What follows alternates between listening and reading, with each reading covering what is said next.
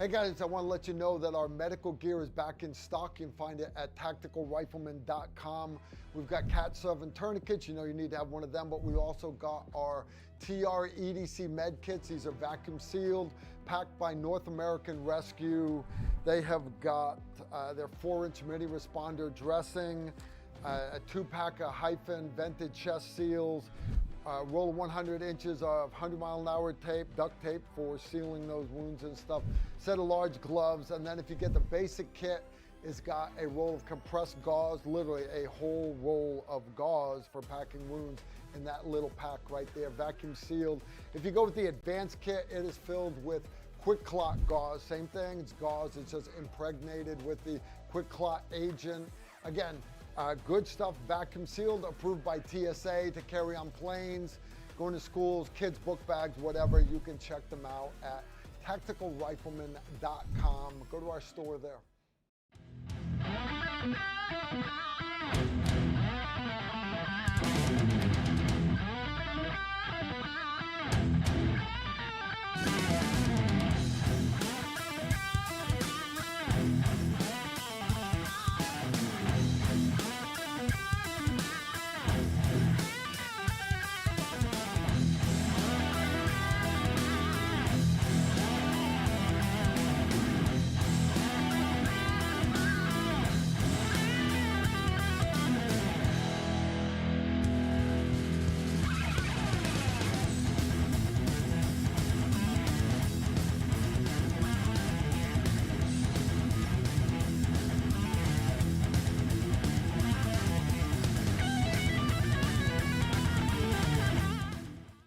Hey guys, I want to let you know that our medical gear is back in stock. You can find it at tacticalrifleman.com.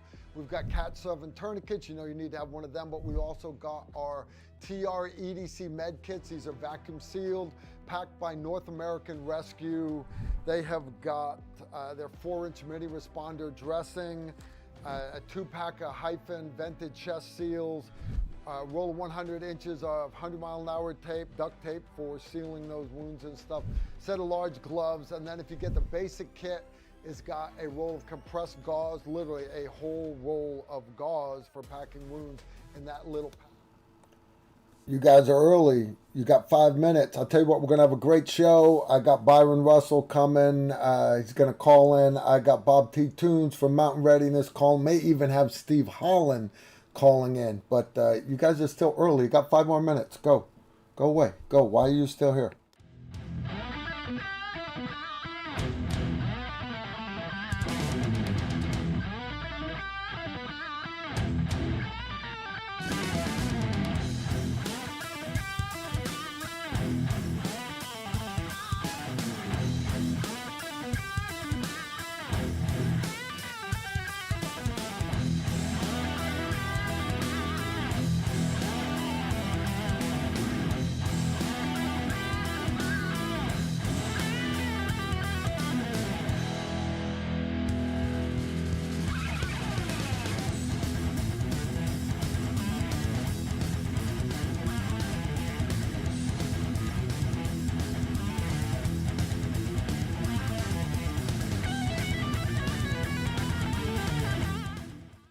Hey guys, I want to let you know that our medical gear is back in stock. You can find it at tacticalrifleman.com.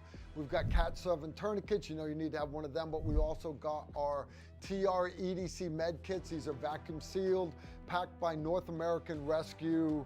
They have got their 4-inch mini responder dressing, a 2-pack of hyphen vented chest seals, roll of 100 inches of 100-mile-an-hour tape, duct tape for sealing those wounds and stuff, set of large gloves, and then if you get the basic kit, it's got a roll of compressed gauze, literally a whole roll of gauze for packing wounds in that little pack right there, vacuum sealed. If you go with the advanced kit, it is filled with quick clot gauze. Same thing, it's gauze, it's just impregnated with the quick clot agent. Again, good stuff, vacuum sealed, approved by TSA to carry on planes, going to schools, kids' book bags, whatever. You can check them out at tacticalrifleman.com. Go to our store there.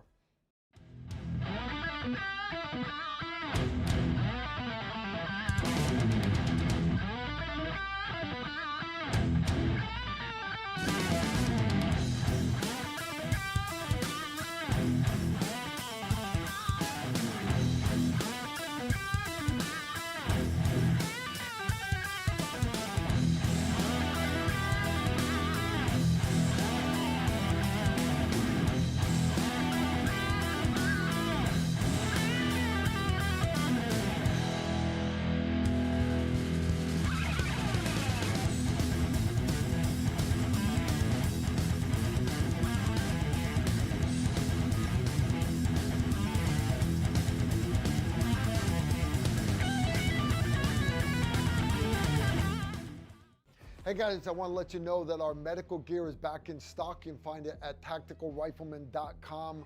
We've got cat serving tourniquets. You know you need to have one of them, but we also got our TR EDC med kits. These are vacuum sealed, packed by North American Rescue. They have got their 4-inch mini responder dressing, a 2-pack of hyphen vented chest seals, roll of 100 inches of 100-mile-an-hour tape, duct tape for sealing those wounds and stuff, set of large gloves, and then if you get the basic kit, it's got a roll of compressed gauze, literally a whole roll of gauze for packing wounds in that little pack right there, vacuum sealed. If you go with the advanced kit, it is filled with quick clot gauze. Same thing, it's gauze, it's just impregnated with the quick clot agent. Again, good stuff, vacuum sealed, approved by TSA to carry on planes, going to schools, kids' book bags, whatever. You can check them out at tacticalrifleman.com. Go to our store there.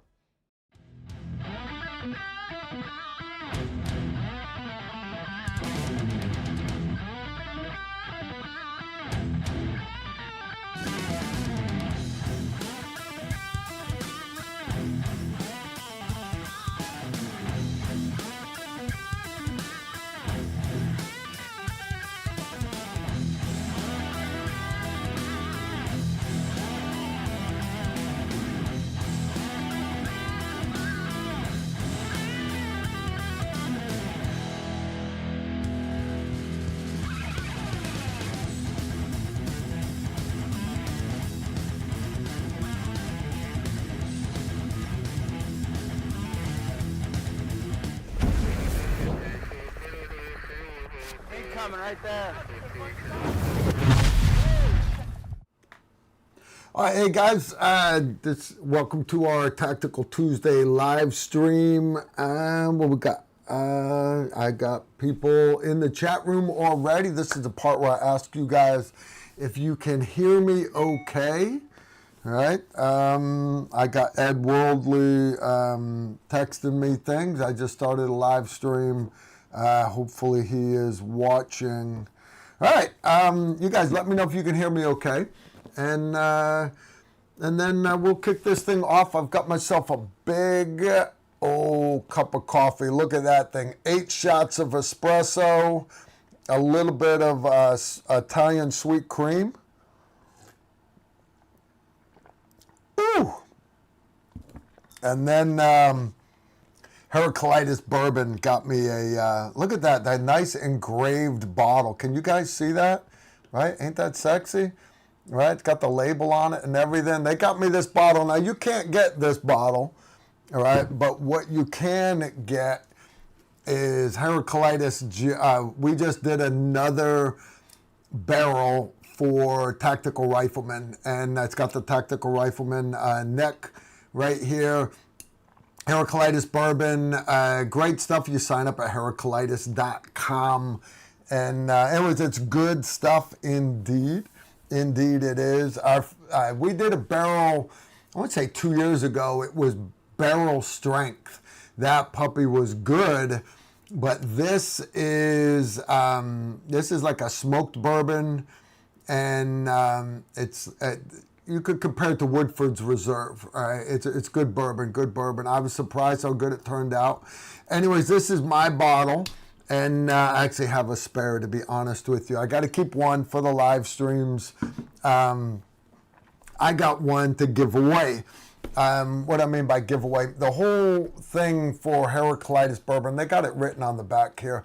But Heraclitus, it was a Greek philosopher, and he, among other things, one of his things was when talking about soldiers in battle, 10 of them don't even belong there. 50 of them are just targets. And then, 10 of them don't belong there. 80 of them are just targets. 9 are the fighters. We're lucky to have them, but the one is the warrior that will bring everybody else home. Blah blah blah. Yeah, I could read it off the back, but I'm trying to do it by memory. So, anyways, their whole thing is dedicate this stuff to the 1s and the 9s in your life. So the last batch, I took my bottle and I gave it to John Stryker Myers, the old McAfee SOG guy, and I videotaped it, and I did it at the Gold Star ceremony that 5th Special Forces Group does every year. And we were in the Hall of Heroes.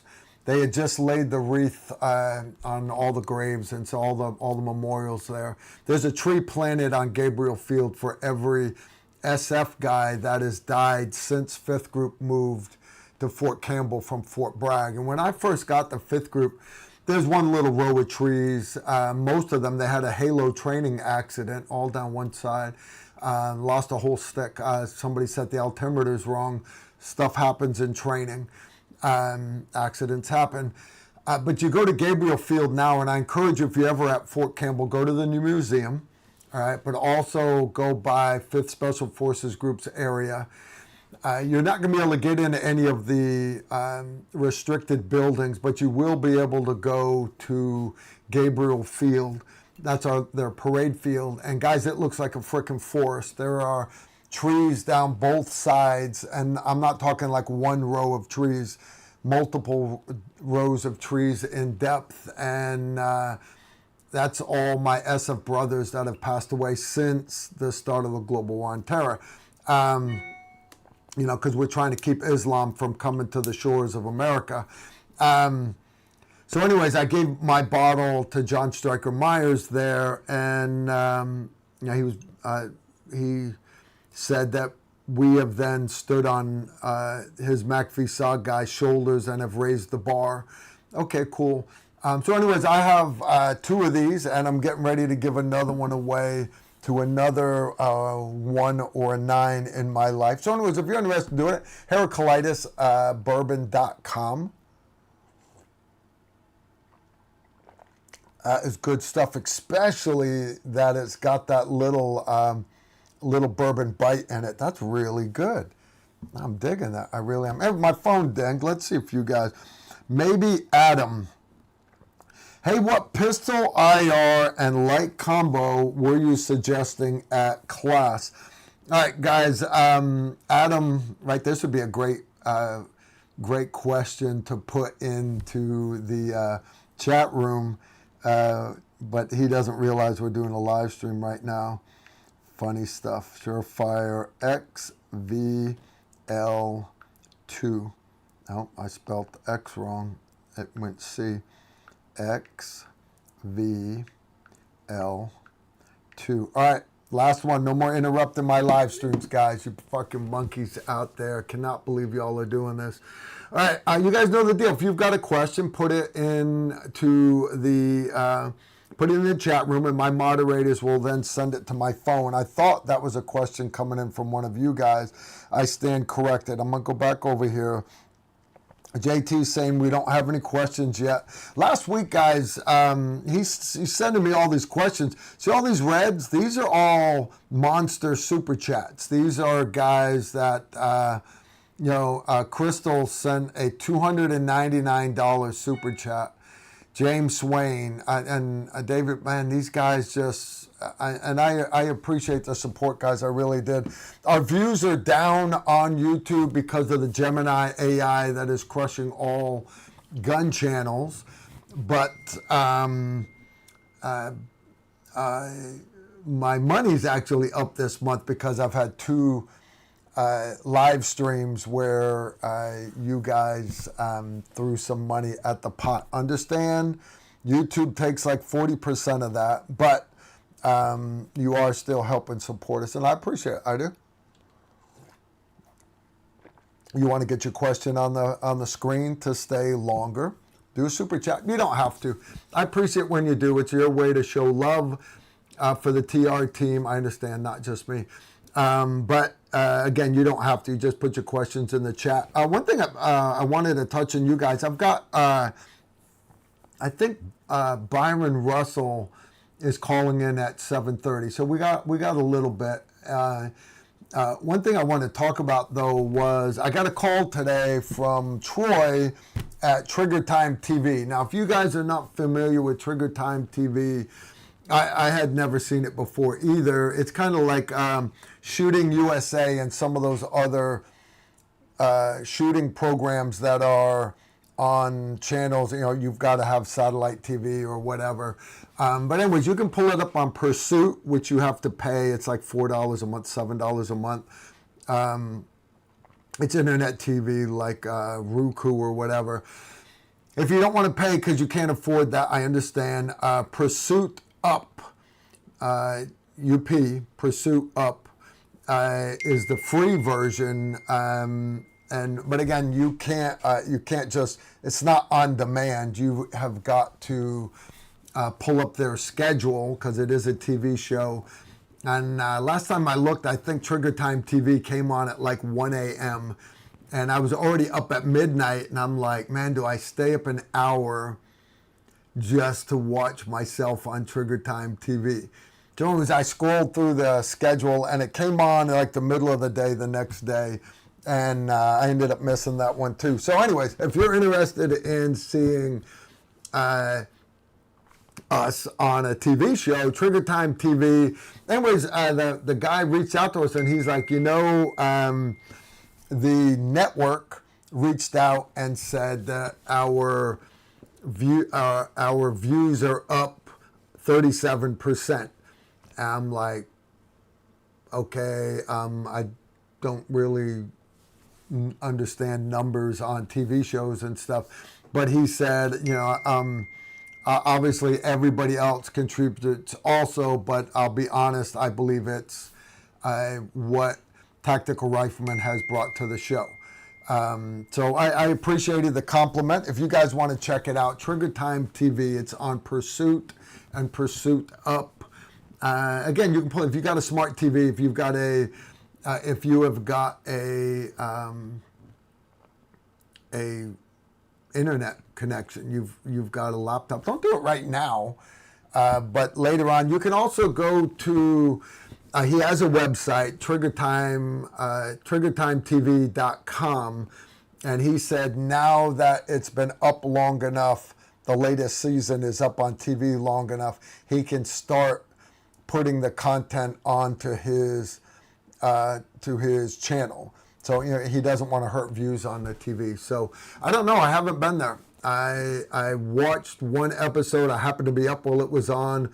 I watched it, and they posted an episode that my son had put up a edit for me to do corrections on, but he also put it up for them in case they wanted any edits to it, because we had never worked for him before. I gave my son corrections I wanted made to the video. My son made the corrections, reposted it, and they loved the original one so much they posted it on TV. And I'm like, that wasn't the finished product. That you didn't use the final edit. You used the first take before I made it perfect. So anyways, I wasn't happy with that one, but they said they would fix it after that. They would make sure that all the future ones, they use the final edits. I don't know. I don't know. Anyways, decent stuff. Trigger Time TV. I hope you guys get a kick out of it. And a lot of his hunting stuff, and they've got a guy that does like concealed carry. My video is just one portion of the TV show. It's, I think, 4.5 minutes, something like that.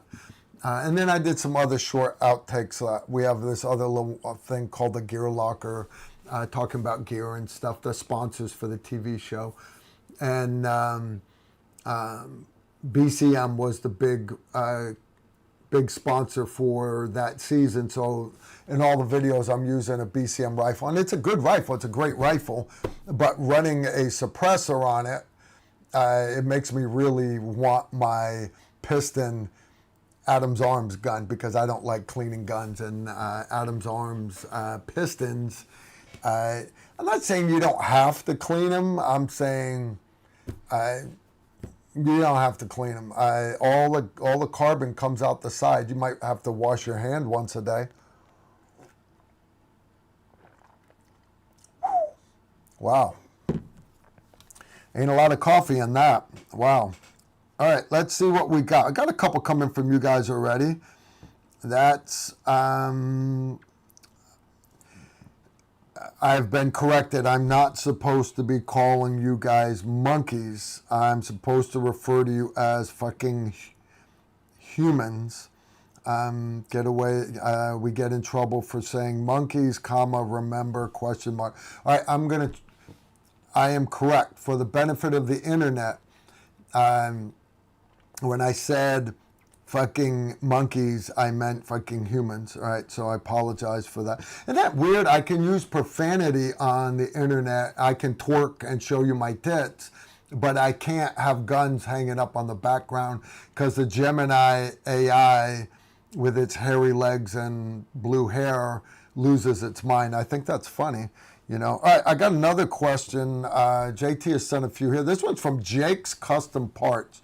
Question, what's your thoughts on the suppressor situation with the NFA? Thanks, Carl. Should you guys run out today and get suppressors? I went out and got two. One's high flow. Look at these vents on the side and out the front. And the other one is just ultralight, made for running high volume like belt feds. All right, so I actually picked up two today. I did actually pick these up today. Now, full disclosure, I'm joking-ish. I did pick these suppressors up today, but I had already filed the paperwork a month ago and electronic fingerprints, all that. I picked them up today with my 2 tax stamps, and I put the paperwork away in the tornado shelter. But I am a big supporter of suppressors. Here's the deal, guys. Right now, on technicality, especially if you're a member of Gun Owners of America, with the current administration, you could technically go out and get a suppressor and not do paperwork. My whole thing is, and there are people like Randy doesn't want to be on anybody's register. Okay, no, he doesn't want to be on the list. He doesn't. And I agree with that, okay? I don't think that they should be able to keep a list of what guns you have and where you live and everything. You understand I'm on your side 100%. You should not be restricted from having full auto guns and F-16s and stuff like that. You should be able to have it because the reality is if you're rich enough, you can. I know rich guys that own their own full auto miniguns. I know a rich guy that owns a F-18 Super Hornet. Okay, I know that if you've got money, you can have anything you want. Right? That's just the truth. So the reality is, I believe the NFA should be completely done away with, but understand it has not been done away with. All right, until they change and put it in writing that the NFA is gone. Right now, you have a one-sided DA backing his political party, as they should, because that's the reason why the president gets to pick and position people. He's doing what he's supposed to do. And you've got courts that, as of right now, are saying you can go get whatever suppressor you want. But I caution you because, can you guys remember what you were doing 6 years ago, 4 years ago, 2 years ago? My point for saying that is the years fly by. They really do. I can't keep plants alive in the backyard for 2 years. I can't. My plants come and go. All right. Likewise, 2 years from now, you might have AOC or Chelsea Clinton for your next president, and understand all they've got, because it hasn't been completely removed. Unless it's completely removed, it's very, very easy to bring it back. And I'd hate to see that happen. So, my thing to you is if you want a suppressor, go get a suppressor. All right, now's the time to go do it, because the worst thing that can happen is if they change it back, they'll say that, well, during that time period, those 2 years, we sold 4 million suppressors, and 3.5 million of them didn't register. 500,000 did, but the other 3.5 million suppressors didn't. And what they're going to do is they're going to say, you're a bad boy, you're a bad boy. And they're going to give you 6 months, 9 months, whatever, to go fill out your tax stamp. And it's not like they don't have a list anyways, because when you buy it, even though you're not having to do the tax stamp paperwork, when you buy a gun, they still have the transfer paperwork and your FFL, right? In my case, it's Lancaster Firearms. They have to hold on to that paperwork for so long, right? So, and I don't worry about it, guys, because I'm on the government's list anyways, because I was a Green Beret. It's not because I'm a lethal weapon. No, it's because I'm trained in guerrilla warfare, and my job was to teach other countries to fight for themselves. And statistically speaking, most of your special ops guys are very, very conservative and very pro-American, and that scares anti-American people, and they go after. So I already know I'm on a list, and it's not because I'm a bad guy. I'm not. I'm a nice guy. I'm one of the nicest guys you'll ever meet, but I am capable of great acts of violence, and that scares bad, soft, gentle people. And that's unfortunately the entire Democratic Party. And that's sad, because I have a lot of friends that are Democrats, and we disagree on a lot of stuff. So anyways, it is what it is. That's some good coffee right there. So anyways, decent question. Guys, if you want a suppressor, go get a suppressor. All right. Whether you choose to do the paperwork or not, you can do it now, you can do it later. It does not matter. All right. Next question. Robman 247. Carl, what would be the mace? What would be the mace? Where do you get yours at?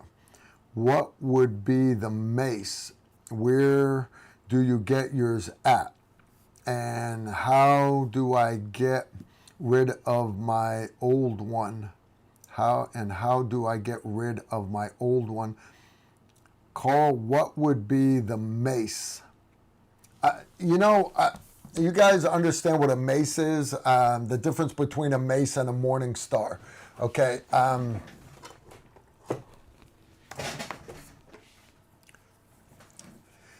Mace versus morning star versus cat and nine tails. I actually have holes in my desk from this one. There's no blood or DNA on this yet. This is, how do people, it does have the TR logo on the handle. How do you list things like this, right? This is, if you keep this on your desk, it's a letter opener. Yeah, that's right. So anyways, this is probably not the mace he's talking about. If you're talking about that, dude, go make your own, right? I had somebody make that for me. All right, that's probably not the mace you're talking about. If you're talking about like less lethal mace, because that's, I guess that could be less lethal if I hit you in the foot with it. If I hit you in the head with it, it's more lethal than 9mm. If you're talking about spray mace as far as less lethal, there are different companies make great mace. One of the best ones are, oh shoot, it's right on the tip of my tongue. Anyways, I'm not big on little handheld mace things. Stay away from the gel. The gel is better if you're getting right up on the guy for like cops and stuff. But little mace things, again, it's right on the tip of my tongue. I really don't use them. The mace I use is bear spray. And you can get the little mini cans of bear spray. It'll come with a little holder, and it goes right into the umbrella pocket of the door of your Suburban. Or if you're driving a Jeep with the doors off, the little handle that clips down to take out the T-tops, that holds a mini can of bear spray right there. Perfect, perfect. And why bear spray? Well, because if there is a crowd blocking the road and I'm fearing for my life, it has got a 50-foot range. They say 50 feet, but you're only going to get about 35 feet with it. But that's still past the front of the Jeep. And bear spray is also very good, guys, for getting bugs and acid rain off of the paint of your hood also. So go to the car wash, take a sponge, wet it down. It'll come right off, and it loosens up all the dirt on your paint. Not that I have sprayed a lot of bear spray off the front of my vehicle. All right. I hope that's the kind of Saber Defense makes a great, there it is right there. JT Yersley put it up. Saber Defense makes a great mace. All right, but as far, he went on, he said, and how do I get rid of my old one? Put up a paper target and practice on it. All right, you need to understand that the stuff can blow back on you. All right, it does. Practice with it. Yeah, guys, don't just throw stuff away. Practice with it, and then when it's almost empty, give it to your buddy. Hey, man, you need one of these. It's been brand new, never been used. All right, Tracker 1265. Carl, what type of gas mask do you recommend? One large face lens or the old style separate eye lenses, and what heights does your optics need to be adjusted to use with the masks? All right, guys, if you're looking at buying gas masks to just do pew-pew at the range, then go to a gun show and buy used Army surplus gas masks that have wore out. Because you understand, the Army, the military doesn't replace them until they're past their shelf life. All right, and things like that have a limited shelf life. They are durable items. They are not expendable items. They are durable, but they are not hard items that will last forever. Gas masks do wear out. If you just want to do pew-pew, go get a military mask from a gun show or Army surplus store. If you want a legitimate gas mask that will serve you well, there is a company that sells to civilians that also sells to militaries across the world. And the name of the company is Mira Safety, M-I-R-A. I have a bunch of their stuff. I owe them a bunch of videos. I owe them a gas mask shooting course also. But yeah, Mira Safety, you're getting brand new stuff, brand new filters. Their filters will fit all the NATO gas masks, all the American gas masks, because that's who they're making them for. All right. But they've got chem suits that are not expired. They've got brand new chem suits. They've got kids chem suits. They've got that's where you need to go. Mira Safety. Roman is the president of the company. Roman is good people. He's really good people. And if you're wanting to like completely outfit your organization, your family, your whatever your company group is, whatever, reach out to Roman directly. Tell him I sent you, and they will get you everything that you need. I'm not getting a cut off of this. I don't get paid to send you. I'm sending you where you need to go. All right, Mira, good stuff. Now you had the question about what he's talking about, guys, is gas masks you can get with a single face shield, which gives you better visibility, or you can get 2 eye cups. Now, if you do the 2 eye cups like Big Army used to have, it really doesn't matter. All right, we switched to the single face shield because it allowed us to observe all of the battlefield, and we run bino nods or a PVS 14, did not matter. Our red dots we would be running the gas mask during the day without nods, because at night, just use an IR laser. It's so much faster. We just did our pistol carbine course. I mean, low light, no light shooting course. And I had everybody shoot with their optics on their tall risers, and I had everybody shoot with lasers. And everybody had to admit the lasers are faster. They are. And the whole argument that, but what if the bad guys have nods? It doesn't matter. You're not turning your laser on until you're getting ready to make a loud flash with your suppressor anyways, and then you're going to turn your laser off. So I don't get hung up on that. Now, the reason for running the higher risers, though, is for gas masks. So, I got Byron Russell calling in, guys. All right, nice. Hello, Byron Russell. What's up, buddy? Hello, Carl Erickson. I'm doing good, man. Hey, let me wrap this one question up. I'm talking gas masks, all right? Okay. Give me just a second. All right, now, so running the clear face shield with back in the initial invasion of Iraq, for example, there was the threat of Scud missiles with chemical agents. So we put our carrying handles back on our M4s, and we put our EOTechs on top of that. That allowed us to run gas masks. Now, I understand now everybody is running them tall because that's the latest hotness. Understand, as soon as the chemical threat went away, we didn't have to wear gas masks anymore. We immediately got rid of the tall risers. All right, they're not tactically sound. I know that's whatever. I know it's the latest hotness. Y'all can do whatever you want. Now, but if you do want to do gas masks, cool. Again, do mirror safety. Single face shield will always be better for visibility, you seeing everything. Now, if you know you're going to be doing bino night vision with a gas mask, they make, Mirror Safety has them. We didn't have them before I retired. They have new gas masks where instead of running two lenses to the side, they are forward and recessed in to the point where they're almost touching your eyes.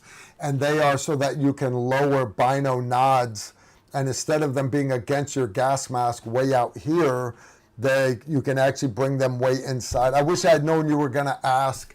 I would have pulled both gas masks out. They're both from Mirror Safety. I have the single face shield, and then I have the night vision one also. So as far as which one is better for your situation, I would steer you 100% towards the single shield. If you just want to do pew-pew wearing nods and a gas mask and you want to look cool, go with the nod one that is recessed. But you're not going to see as well out of it without nods. All right, guys, I know I got a bunch of other questions. But I got the man, the myth, the legend, Byron Russell. How you doing, buddy? Yay! What you up to? Sitting here watching you, and thought I'd bring up, we have a class the first week in October. Right? No, dude. We don't have a class. We have the mother of all classes. Guys, what Byron's talking about is 2 to 5 October drone defense. I brought this class up at this past class with my night vision guys. I had a guy, Adam Arthur. He's like, I really want to take the drone class. And I'm like, dude, you better sign up because I've only got 3 slots left for it. So, guys, that's the class Byron's talking about, tactical drone defense. All right, so tell us a little bit about it. This class, has it changed any, or is it still awesome? It's changed for more awesomeness. Yeah. But again, it's not just, hey, there's a drone, let me shoot this out of the sky. Yeah, not at all. About that, right? And that is a form of defense. Don't get me wrong. Yeah. Now, guys, because Byron had another class, tactical drone operator, but when when he said, "Hey, we're going to do tactical drone defense 4 days long," that's what I thought it was. I thought it was 4 days of hiding and defending against drones. And then Byron said, "No, the first 2 days is, you want to catch a fox, you got to learn to be a fox." So he's like, first 2 days is learning how to fly the drone so that you then know the limitations. And I thought that was brilliant, buddy. I really did. And sitting through, guys, I am not a assistant instructor in this class. I am not a subject matter expert on drones, and that's why I defer to Byron, because Byron is no joke, the subject matter expert. You understand, he's the guy that used to teach US SOCOM how to use their tactical drones. So good stuff, buddy. And yeah, I'm excited. So we got 3 slots left? I think we can fill them. I think we can. Yeah, I think we can fill them tonight. Remember, they get on the list if they take your classes. They get on the list for July 4th drawing, right? Yeah. That's right. $1,000 off a rifle. Yep, $1,000. Right, guys. Anybody that signs up for any of our TR classes between now and July 4th, you automatically get 1 ticket in to, and not going to cost you a dime extra, to get $1,000 off one of his Black Armor guns. He's got some sexy rifles out now. Dude, I had Doc Elkins, I had him helping me with Low Light, No Light this past weekend, and he brought out your tac cab. Is that what it's called? Yeah. Now, what's different, the tac cab from the other one that Emery had, the door kicker? What's the difference between the two? Well, A is a 10.5-inch gun, right? So it's easy to stow away. It's got, and Emery's is a pistol, so it's easy to even get even smaller. But they're also piston operated. Yeah, I was gonna say, is Byron gonna say it out loud? Yeah, and I'm okay. You and I argue over this all the time. I know. I'm I not know. a big piston fan for anything 16 inches or more, because Yeah, I'm going to reach me out too. and touch something Me accurately. too. Right? Exactly. 100% support you on that. But for piston, for a smaller gun, I need to own everything 200 yards and in. Yeah. I need to own that. Yeah. And I'm okay with that being a little less accurate with a piston gun. And it ain't that much less accurate, but it is a little. Yeah. And I'm okay with that with a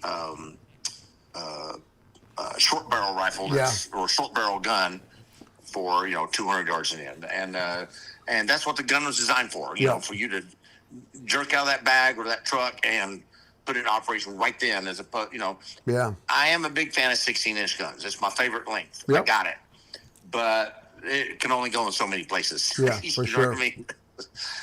So yeah, Emery came and pulled up one of those. Also, he's got one now. Yeah, that's his main gun. He fell in love with it, guys. And you guys know I love a piston. So my Adams Arms rifle, the TR1, we're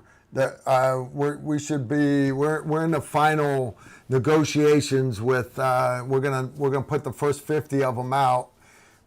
It also is a piston. And but I'm here to tell you, if Byron had come up with a piston a year ago, I probably wouldn't be doing Adams Arms. Anyways, that's me talking out loud. Anyways, so Doc's, not only is this tac cab run like a champ, right? A piston, and he had a suppressor on it. If this thing but that is the prettiest damn gun I've ever seen, dude. Whoever's doing your Cerakoting there, that's Chris, right? C3, Chris. C3, exactly. C4? C3 Customs, yes. C3 Customs. I'll tell you what, guys, if you need sexy Cerakoting done, or if you want, you don't want to just get a great gun, you want to get a great gun that also looks awesome. Black Armor Guns, man. Byron is not just assembling parts. He's really not. He is. I'm proud of you, buddy. I am. You have put together quite the company. I'm just a schmuck who's playing on the internet waiting to retire. Damn, dude, I thought I had it down. And then my daughter started, she's decided she's school. Yeah, she's going to let her dad pay for 4 years of medical school. Yay, lucky me. So, we just finished this Archangel project, the R&D on that, and we thought of it day one of CanCon this last year. When was that, May? Yeah, May.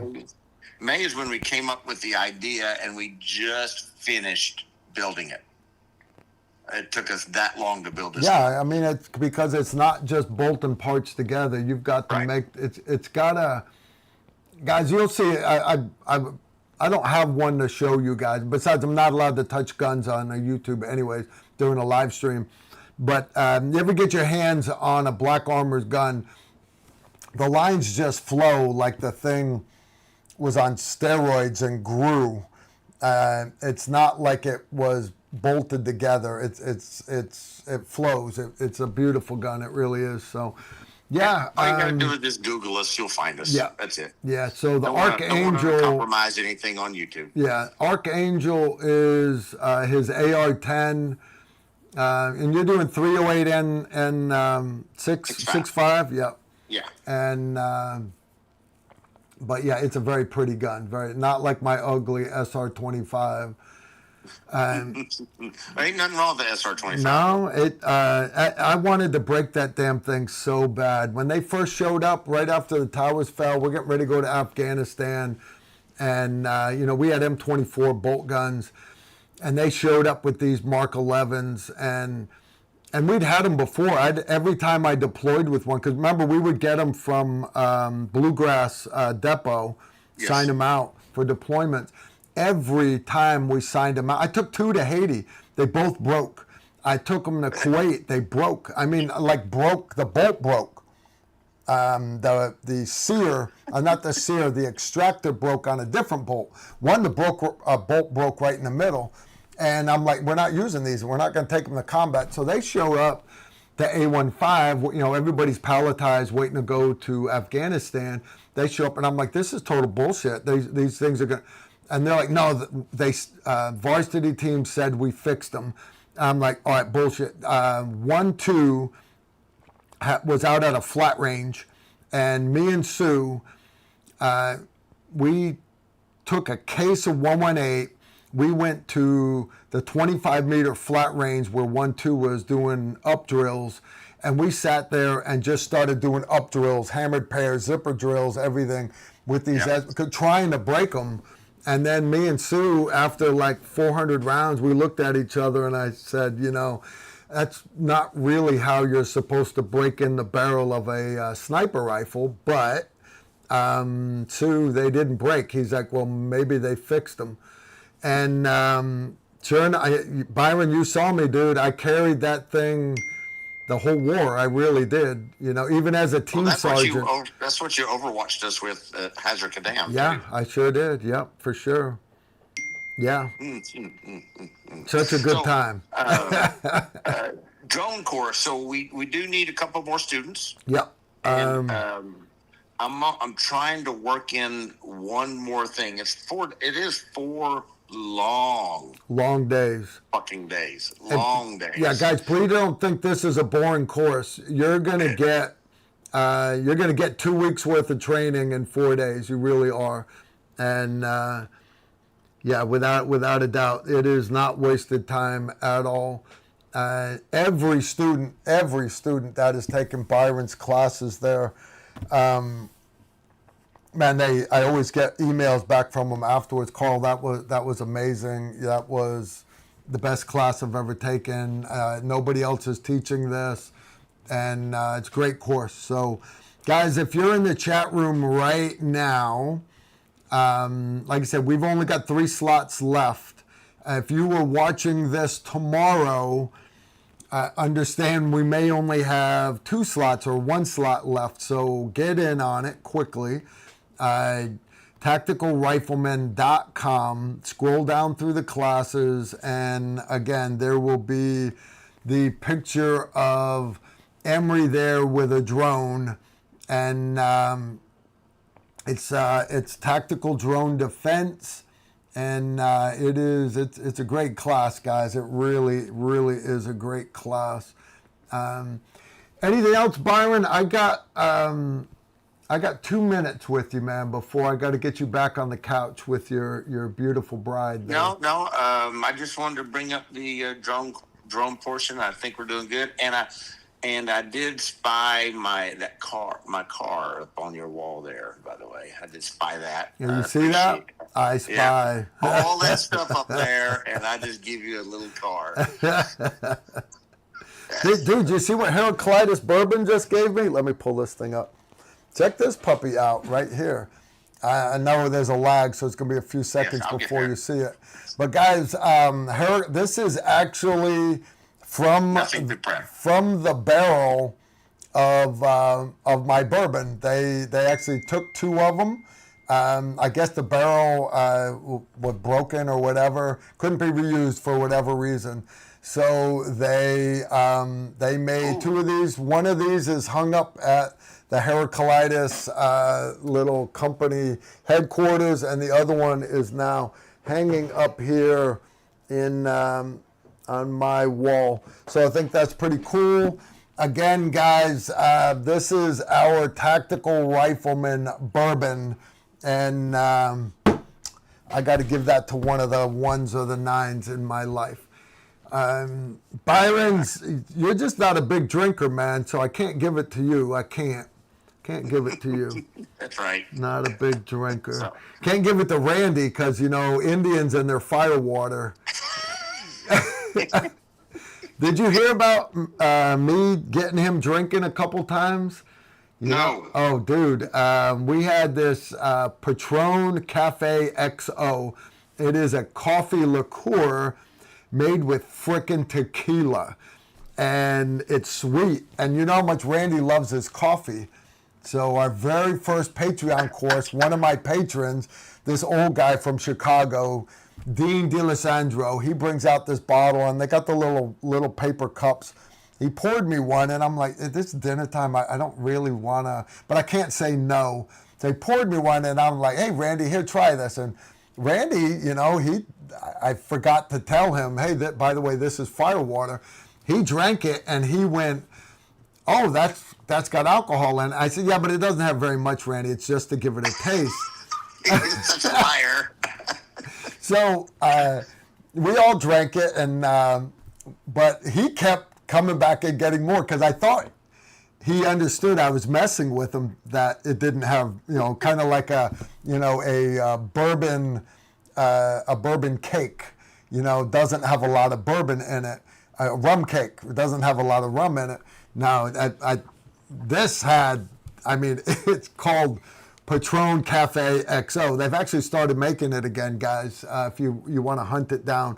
Purple box. But anyways, Randy got liquored up. Not bad. He didn't get bad. He didn't get naked. But he did get liquored up. Funny stuff. Funny stuff. Funny stuff. All right, get back to answering some of your questions. Yep. All right, man.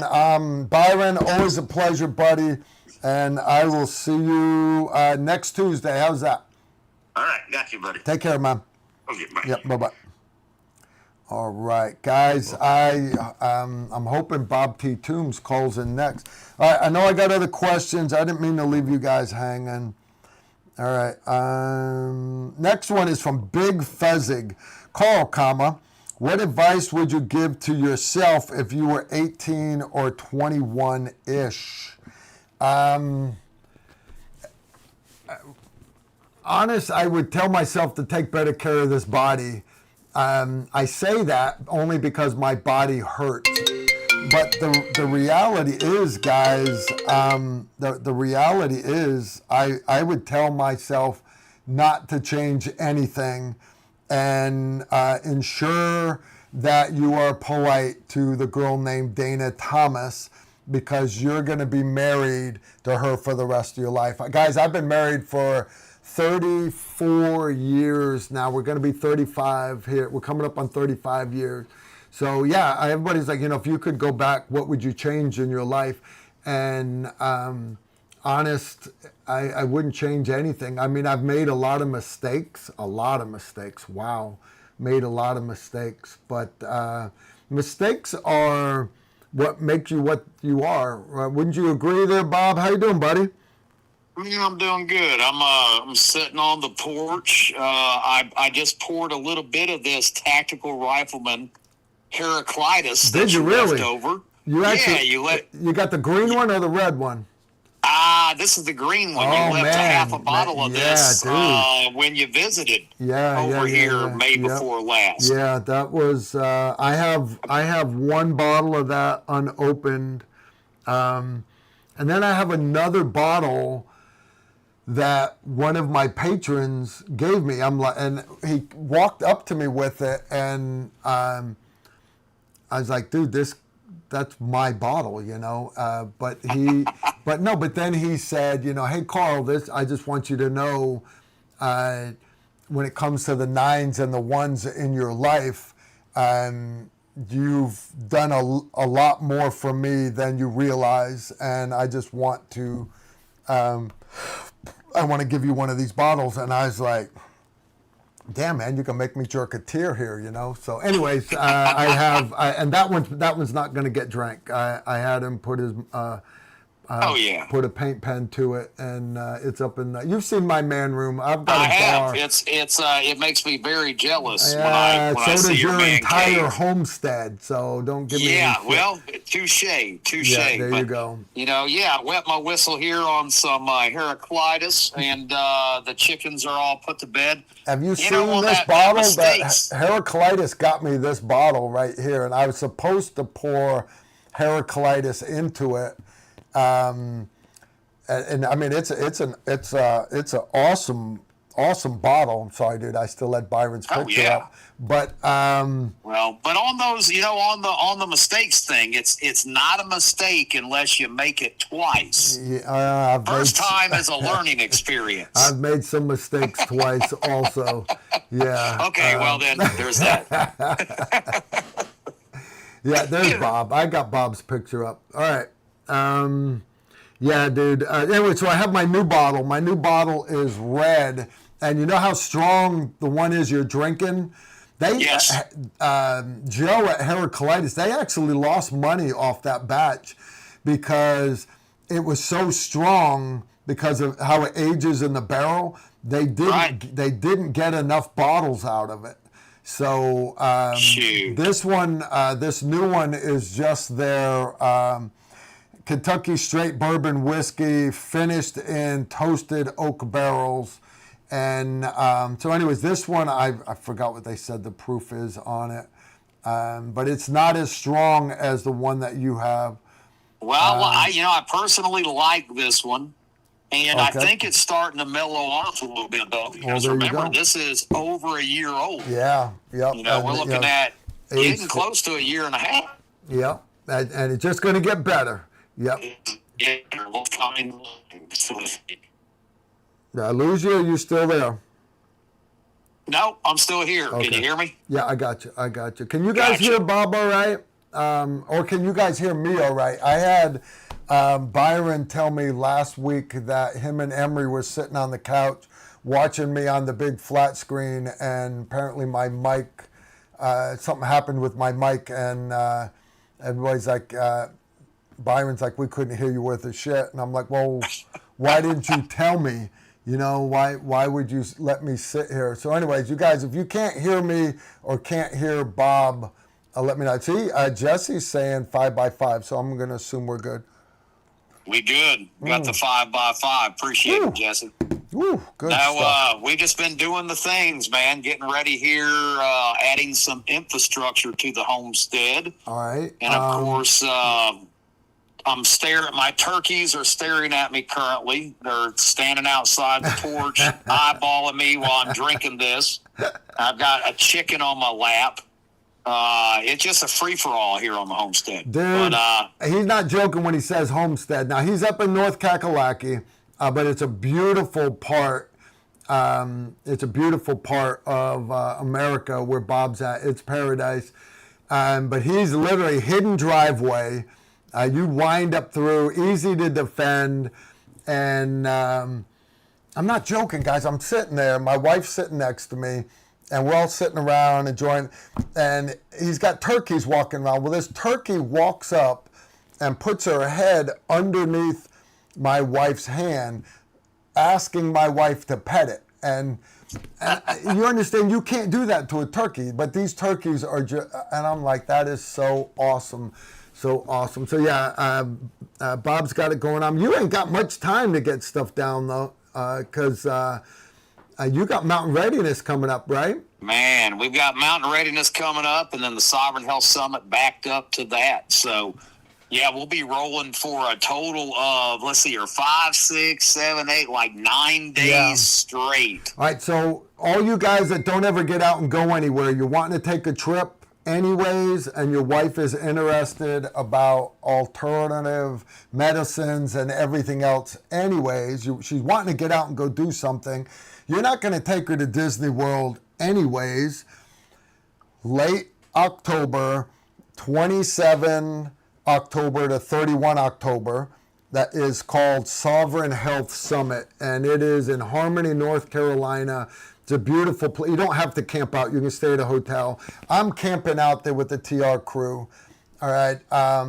But I'm going to the Sovereign Health Summit. My wife wants to go because some of the guest speakers are just amazing. And but you guys know Bob does Mountain Readiness Fallout in October also. Well, Bob put it right on the front of this thing.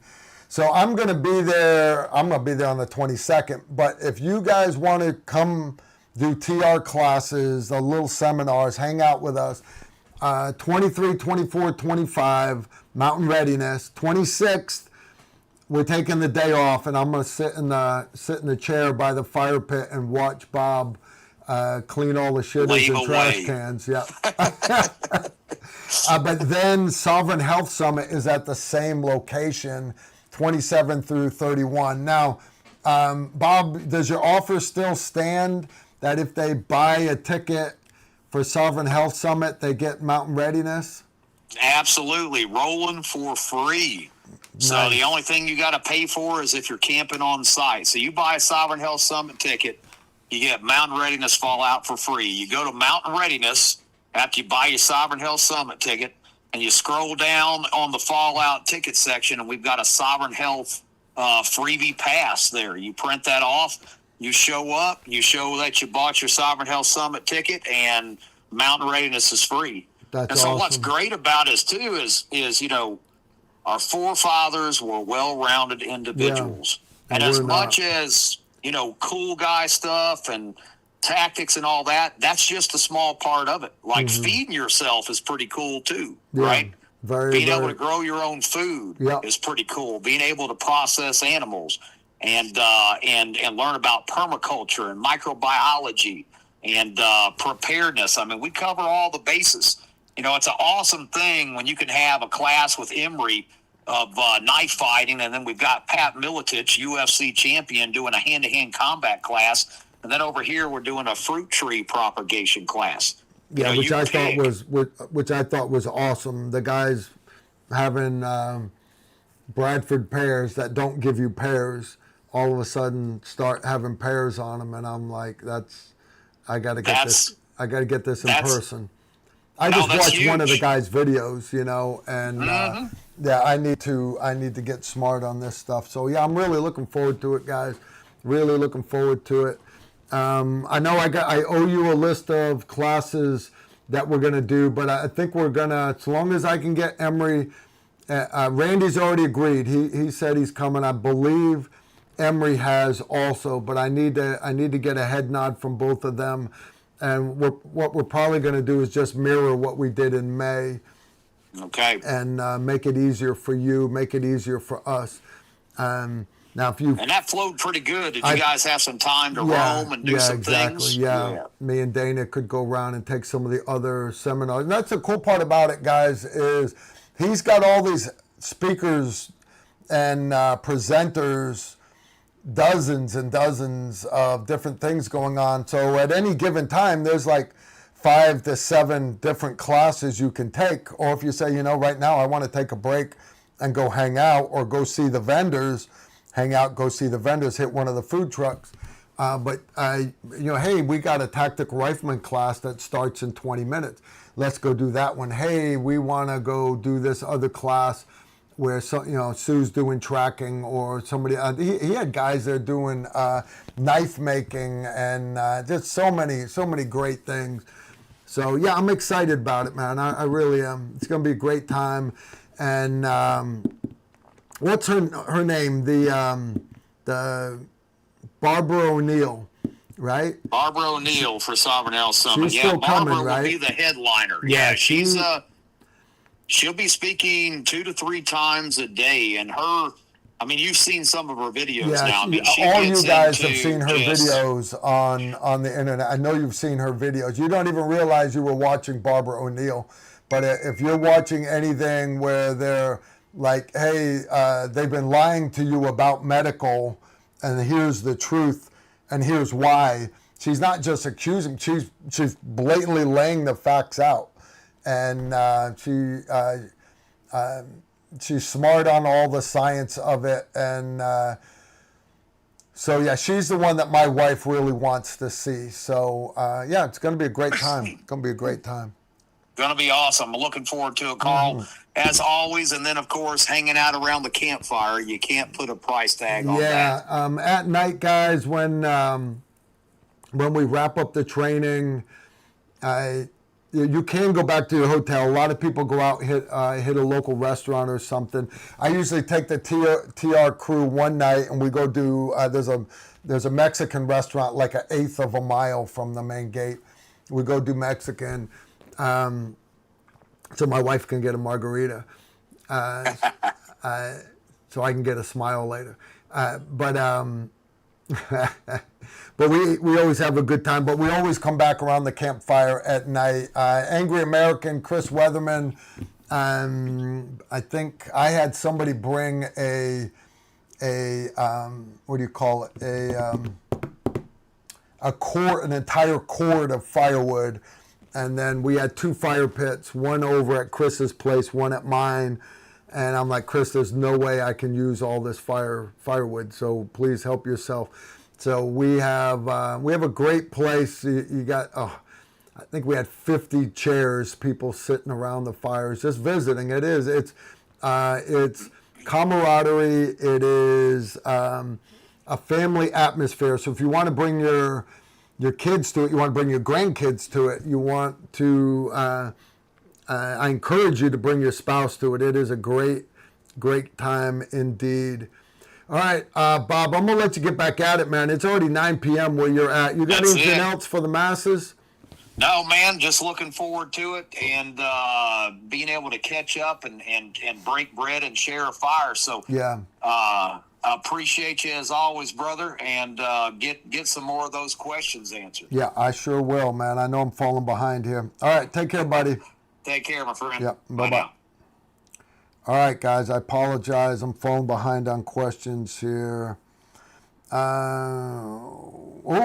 Dan ALC. Does anything change when engaging a target at a higher elevation on a hillside when you are on level ground?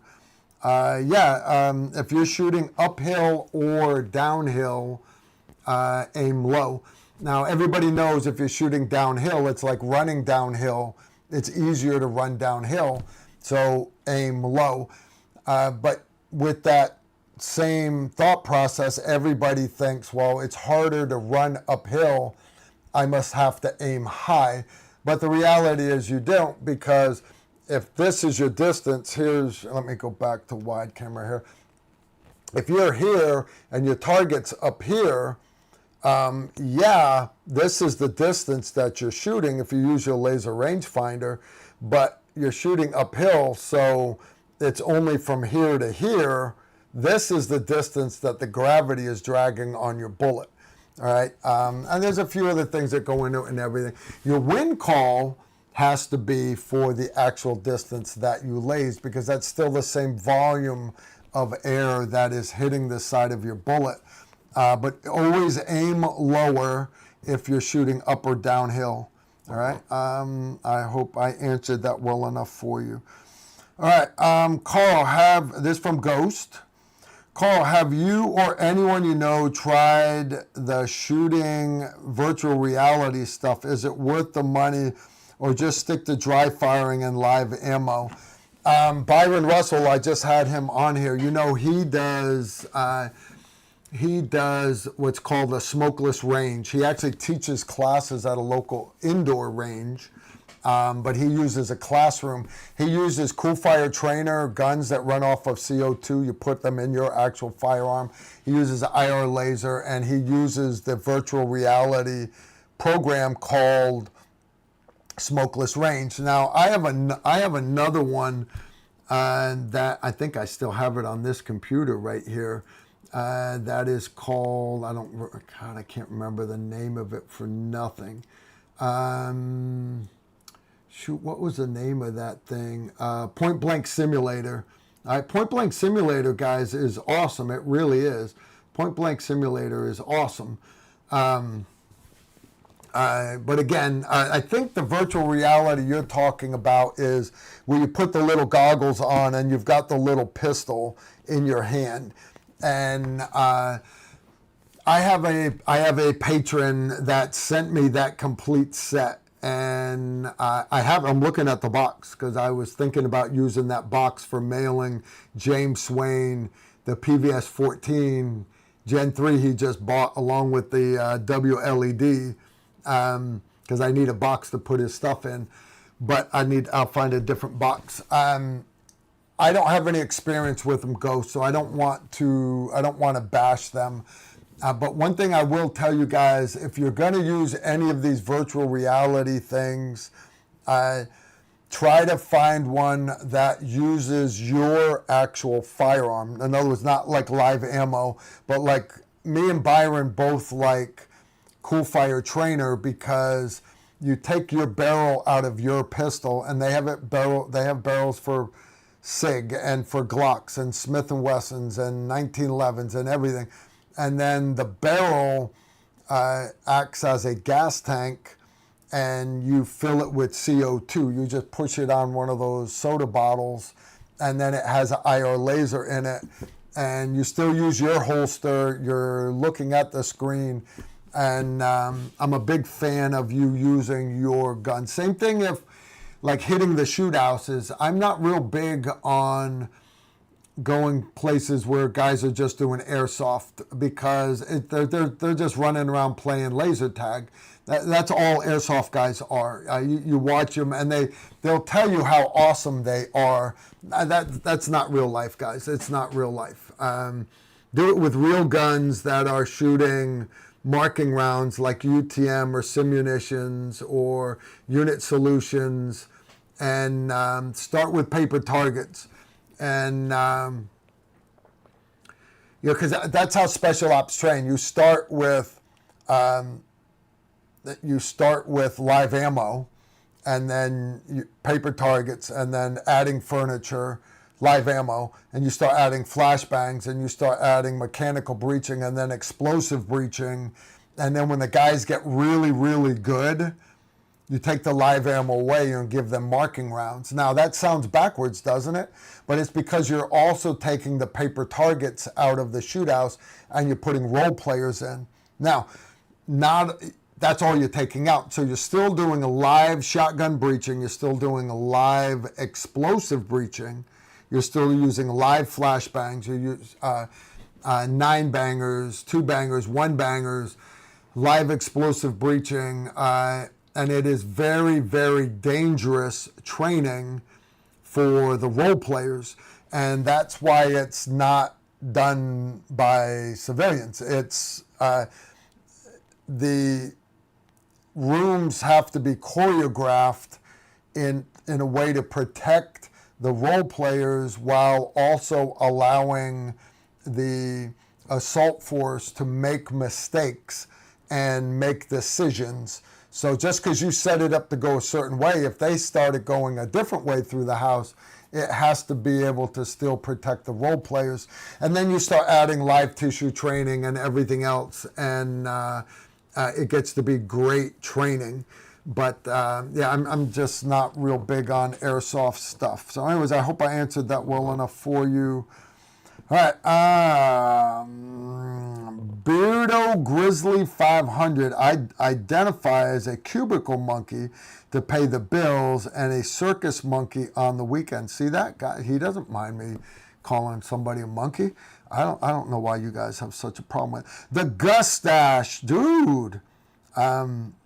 Sir, I'm retired PD and still shoot a lot. I've never been a ballistics nerd, but can you explain in plain English what's better for EDC, 147 grain hollow points, 124 or 115? Does it matter for EDC? All right. Normally when you say 115, 124, and 147, you're usually not talking about hollow points. Those are your ball ammo. If you buy cheap ball 9mm, that is 115 grain.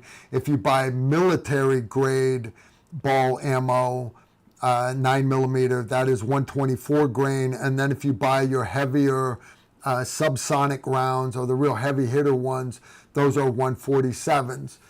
All right, so those where you normally hear those. Now, if you're just shooting ball ammo, understand the 115s are cheap and they will cycle most guns most of the time. They don't kick very bad. The 124s are the military standard for all of NATO.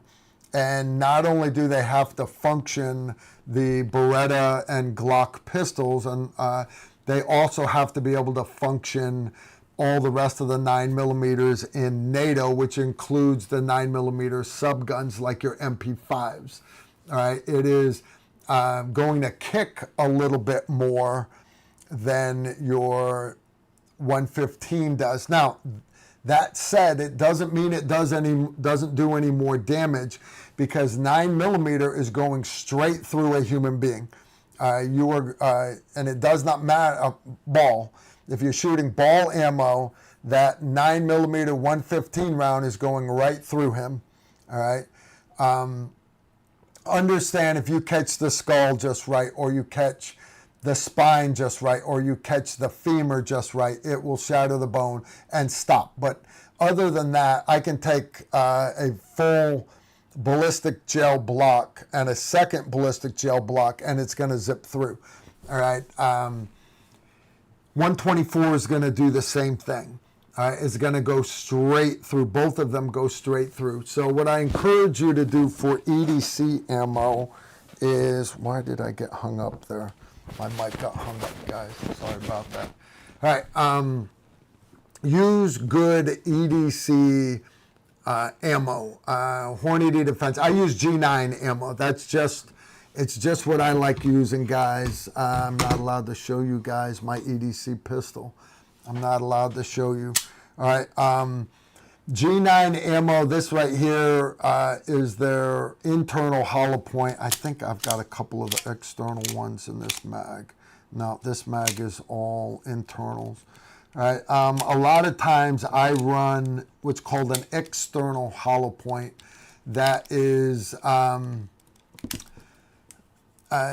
it's more barrier blind, all right? But the main thing about a hollow point, guys, is you want it to mushroom, so then you're delivering all the energy inside of the target and it is not passing through the target, all right? We don't want it to pass through the target, because that's all. It's not so much that I'm worried about over penetration, which I am, but I'm worried about all that wasted energy, because you understand a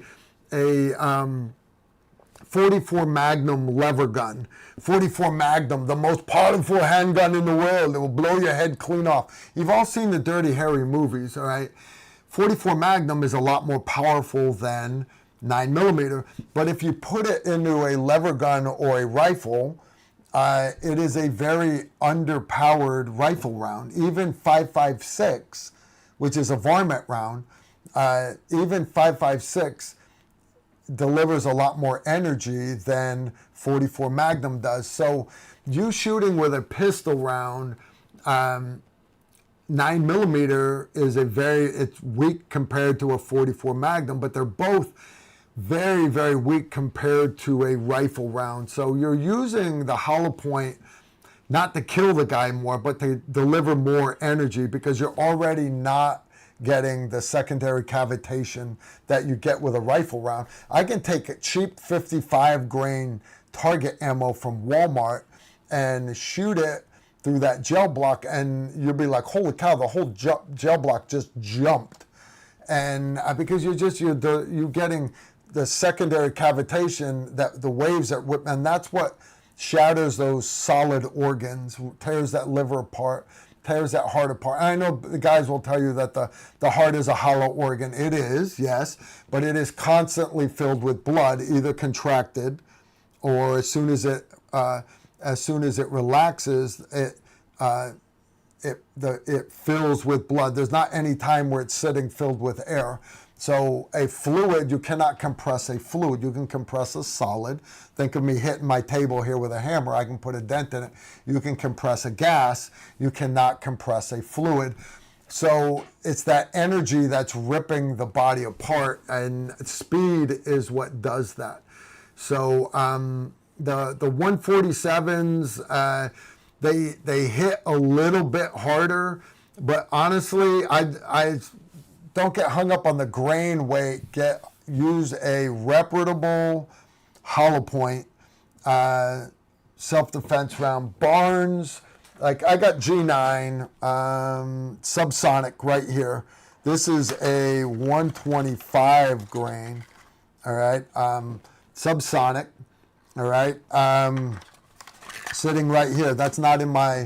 And then I've got what are these called? These are those Fort Scott ones. These are solid brass, and what people love about these is they're so sharp, they tumble, and it looks great in the gel blocks, but it really didn't impress me inside cadavers. Here's some, this is Inceptor frangible defense frange. Again, it's got the external hollow point on the tip of it. Okay, all right. I'm trying to find you good G9. Oh, what was this other stuff here? This is that Honey Badger. Again, 9mm Honey Badger. A big, ugly tip. Good barrier penetration, but honest, it didn't impress me. It didn't. My favorite is, here it is right here. These are the ones I run, 80 grain, so they're obviously lighter than the 115, so they must suck, right? But the reality is they don't. They're plus P, so they run hot. The reason why they're so light, though, is because they're cut at the top. They've got that external hollow point, guys, and yeah, it's badass. It really is. Plus P, external hollow point. Yeah. Anyways, enough of me digging through ammo. Don't get hung up on the grain weight. Use a good, reliable not home defense, EDC round. Critical Duty by Hornady, Critical Defense by Hornady are slightly different. Critical Defense runs a little better out of shorter guns. It's a little more snappier. So if you're shooting like a Glock 43X, Critical Duty would do a little bit better out of a Glock 17, something like that. All right, questions. The Gustache. Mike USA, Carl, can I get the short version of lasers on pistols and rifles, not for nods? Yeah, there was a time, guys, where people came out with lasers, and there's a company called Crimson Trace. They make the light that is on my my 43X. I've been running it forever, And because I've been running that pistol forever as my church pistol. When I'm not carrying a pistol, that's the pistol I'm carrying.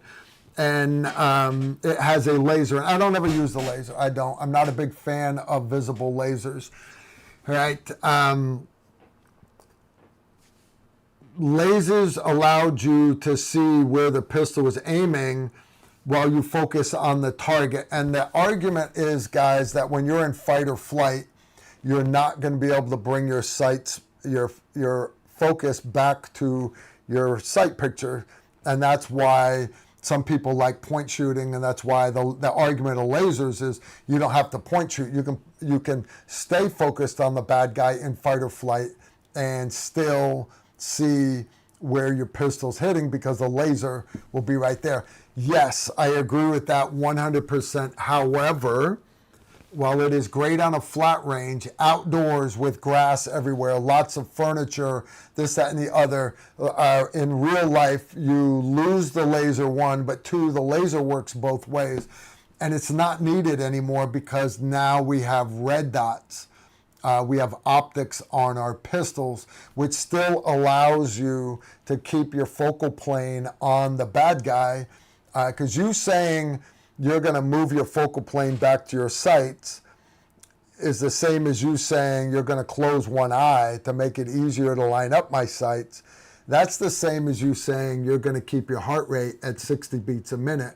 You can't do it. When you're in fight or flight, your certain vessels in your body dilate, others constrict. Your pupils actually dilate. Why? Did it get dark in here? No, it's because your brain is screaming for more information. Okay, so you think you're going to be able to close one eye when you're in fight? No, you're not. So there's a lot of downsides to lasers. Now, one thing I will say is how the varsity team teaches their guys to get good at using IR lasers is they have them do it a lot with visible lasers. And especially if you're training gas masks, things like that. But that's on your rifle. Now, there are places for lasers. If you do not have a pistol that you can put an optic on and you're running a suppressor that does not allow you to see the sights, then having a light with a laser on it still allows you to see where that suppressor's run. Okay. On a rifle, I'm not real big on you running a laser. Hahowever, matter of fact, when we got our PAC-15s, they replaced our PQ2. So the PAC-15 shows up. It has an IR illuminator that I need in the dark. It had a IR laser that I need in the dark, but the IR laser was culminated with a visible laser. In other words, they were matched perfect at the factory. And what we found is, okay, that's great for zeroing the lasers. It made zeroing a lot easier. But out on target, I was like, there's no real reason for us to run a visible laser. Why? Because we've got, we're all running nods and we've got IR lasers. We don't need a visible laser. And then I never used them, never, my entire career. Then finally, here I am, Sergeant Major, 2010. I want to say it was 2010. It might have been late 2009. Maybe it might have been November 2009. Don't quote me. 2009, 2000 time frame. I'm Company Sergeant Major, and we're in Mosul, Iraq, and we're hunting this network of bad guys. We're trying to get the boss, but we're hunting low-level guys, and he's giving us his boss and giving us his boss. And what we found was a lot of times their boss lived 1 or 2 blocks away. So if you hit the one guy's house and you're throwing flashbangs and blowing charges, his boss knows you're there and he flees. By the time we got to the boss's house, the boss was always gone. And then we'd have to go back to square one hunting that boss. We knew who he was, but it slowed us down. So we were doing this hit, and we rolled in quietly, like 3 o'clock in the morning. And I'm sitting there, and my guys are up there under nods. Hey, Steve, how you doing, buddy? Pretty good, pretty good. Hey, man, let me finish this story real quick about IR lasers, or visible lasers. All right? Yeah, go ahead. Go So we're sitting in Mosul, and my guys are hitting the building. We're in there, and they're not making any noise at all. Completely quiet, which is good because the bad guys don't know we're here. 3, 4 o'clock in the morning. They're still tactical questioning these guys. I'm standing outside, and I look with my nods, and there's a guy walking down the road in a full man dress, carrying a Quran, twirling his prayer beads. He's on his way to the mosque, and you understand. You can't just let him walk by. We have to make this guy leave, or we have to keep him, which means we have to grab this guy and put flex cuffs on him. But I look at this guy, and I'm not exaggerating. There had to be 20 IR lasers on this guy. He doesn't even realize. I'm looking at him with nods, and there's IR lasers all over this guy, which sounds funny. But I'm sitting there, and while it sounds funny, what that tells me, 20 IR lasers, it means there's 19 guys that should be looking in other directions, pulling security. And I'm getting ready to key the radio and say something, and then all of a sudden this green laser on the ground in front of this guy starts making a circle, and the guy stops and he looks down at the green laser. The green laser stopped doing a circle, went right up onto his chest. And the guy looked up, and standing next to me is Butch Angle, and he waves at the guy and then goes like this, go away. And you know what the guy did? He turned around and left. So he didn't get close enough to us to see what we were doing, but he realized he wasn't supposed to be there.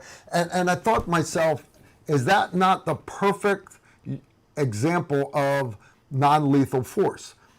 Using that visible green laser. So anyways, that to me is a use of green laser. I'm really not big on you running visible lasers on your firearms. It worked there. I would rather you run a red dot. All right, guys, I just got Steve Holland, the man. How you doing, buddy? Doing good, brother. How you doing? Pretty good. We haven't seen you in a long, long time. I know you've been super busy. Some medical things going on. You gonna let me cut that horn off your forehead, or you gonna get a doctor to do it? No, I'm working with the VA to get that done. Sooner or later. Yeah, dude, the chat room is losing their minds. They are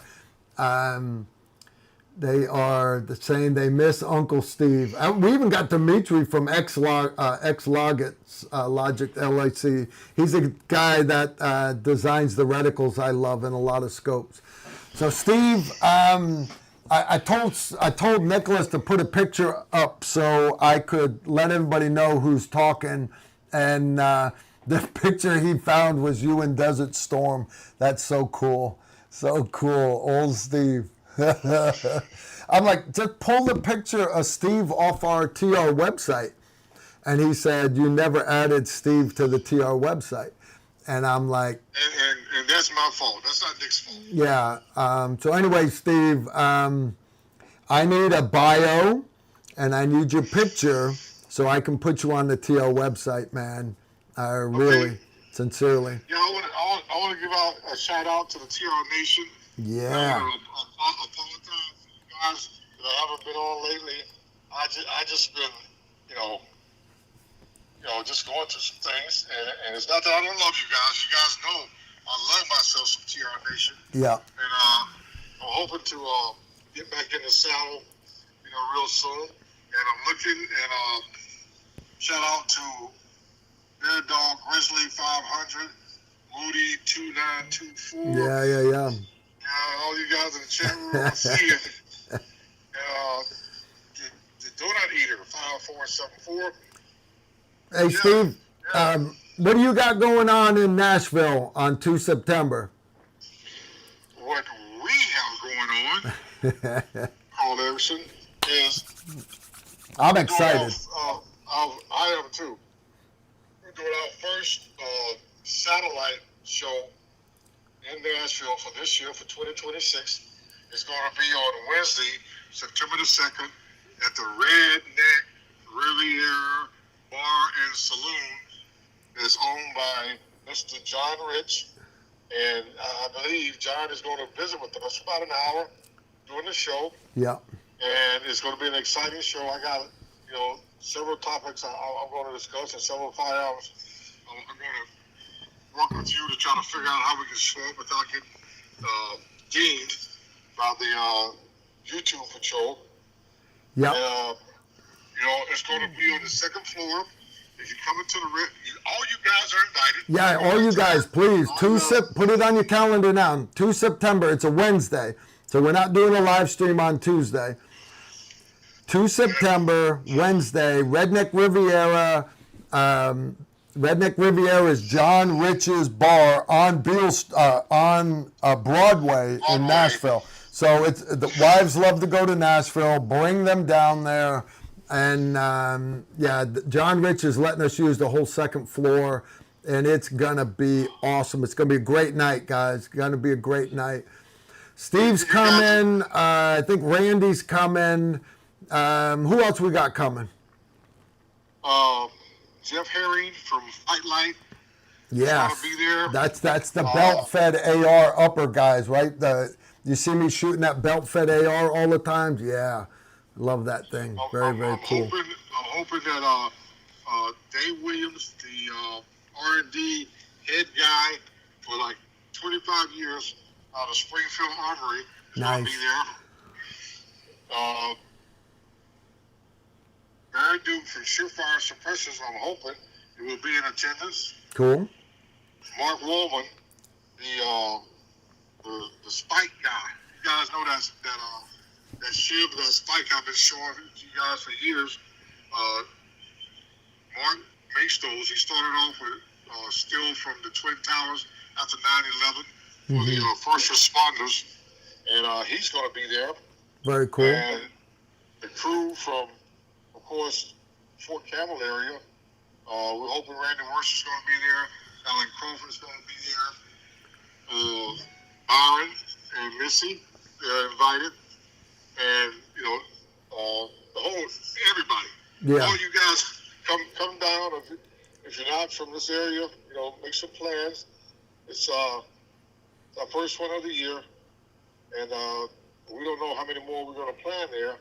So this one's going to be, now this is during the week in Nashville that the National Tactical Officers Association Convention is being held in Nashville. So it's going to be a lot of tactical officers and businesses that support the Second Amendment are going to be in town, and a lot of those folks are going to be attending also. I see we got Sherry Champagne is in the chat room. I think she's been getting into that bourbon a little bit with her new puppies. Guys, I'm excited. Some of you were asking about like parking and stuff. Broadway is a very nice part of Nashville. There's a couple parking garages there, but even if you park a couple streets in one direction or the other, it's a Wednesday night. So it's not like you're fighting the weekend traffic, and it's not going to be summertime. It's 2 September. But guys, that's only a couple weeks away. It's not very far away at all. So yeah, please mark your calendars. We'd love to have you come down. I've got to reach out and invite some people also. John Stryker Myers, guys like that. I have not reached out to them yet. I have been as busy as you have, Steve. But yeah. I did reach out to John Stryker Meyer, and he says he's definitely going to try to make it. Awesome. Well, that's awesome. Cool. Yeah, and it's several retired Special Forces celebrities that I am hoping going to be able to make it. And it's going to be a great show. Very, very cool. Very cool. Anything else, Steve? No, just let you guys know that I've always got you on my mind. I'm always watching the show. I am not IT capable enough that every time I try to get in the chat room, I do something wrong. So I kind of stay away from that. But I love reading it. McMurdo Station. Yeah. And Twitties 9480. Shout out. All you guys. Jesse Spittler. You know, I have a gift that's been sitting here for months and months and months for you from Donut, but I think I'm going to give it to you in Nashville. They're all going to hope that you let me hang it up on the wall in here, but I'm going to give you the option to take it home if you want it, because it is yours 100%. Donut would be mad if I told you what it is, so I can't tell you what it is. So funny stuff. But Donut is smiling right now. I know he is. Yeah, Steve, please understand we miss you so much. And hey, for all you guys, if you're gonna be in the Nashville area, we would love to blow this thing out. We really would. So you guys try to make it if you can, and you'll get to meet the infamous Steve Holland in person. A lot of you guys don't realize it because this happened not that long ago. Steve was inducted into the Special Forces Hall of Fame, and I don't know anybody else that was. I know one other guy, Rick Lamb, but that's a big deal, guys. And General Holland, he was the 5th Group commander when the towers fell. He's the one that put Steve in for it. And I'll tell you what, of all the generals out there, General Holland is like the only one that I can say I really, if he wanted me to follow him through the gates of hell right now, I would go with him. All right, I'd probably sling the Barrett and take my TR1 with me, but I would definitely go with him. But yeah, guys, so come down and shake Steve's hand and congratulate him because Steve 100% deserved it, for sure. Whew. Anything else, Steve, before I let you go, buddy? I got a bunch of questions I got to do. Or did I lose you? You still there, Steve? Yellow Shabab. Yeah, I'm still here. You're still here. Okay. Yeah. You got anything else? Yeah. Guys that come there and attend the show, there'll be an opportunity to get a signature bottle of the Red Riviera whiskey from John Rich, and he's going to sign those bottles. Nice. To you personally. I haven't confirmed it yet. I've had a maybe, but maybe Ronnie Barrett and Chris Barrett will be in attendance. Nice, dude. That would be epic right there for sure. Yeah, J.D. Watson is saying Steve has got to write a book. You ever gonna write your book, Steve? Yeah, J.D., you're gonna have to help me write it. I've started mine. I got 39 chapters, and I'm halfway through chapter 2. So, dude, I thought you were going to say you had 39 pages. No, I got 39 chapters. There's one story per chapter, and because my wife, she knows all my stories. She's heard them so many times. So we actually made a list, and so I have these stories because I do story time with Carl for my patrons on Patreon, and I got to do it every month, and that's been like 80 months now. But I look at them and I was like, there's only 39 stories that I would want in a book if I ever did a book. And I joked about it, but my dad said, hey, I want to read your book. And my father-in-law said, hey, I want to read your book. And my best friend Casey said, I want an autographed copy of your book. You got to finish your book. And my wife said, she wants to read my book. I got to finish my book. And so as my father-in-law passed away, my dad passed away 2 days before Christmas.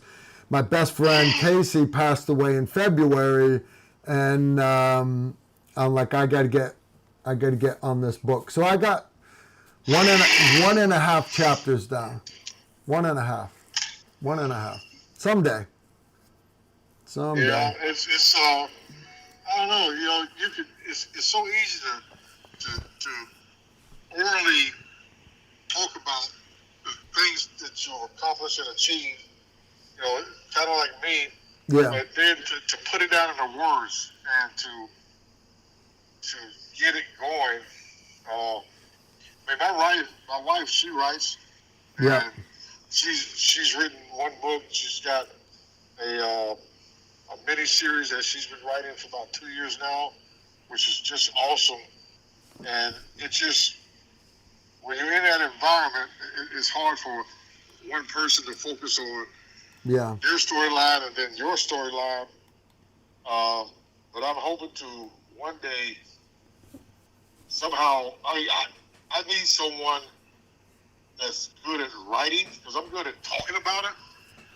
But to get someone there and say, okay, let's go over this, let's back up and go over this right here.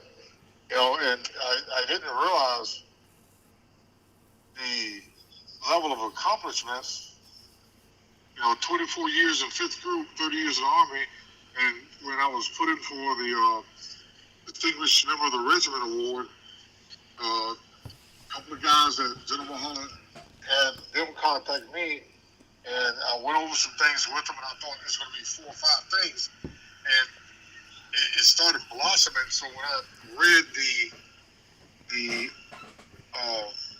write-up for the award selection process, I was like, you know, I've done a few things, and you know, I still have so much that I want to express, so much I want to. Yeah, exactly, Steve. You got to do this, buddy. You do. You got to do it.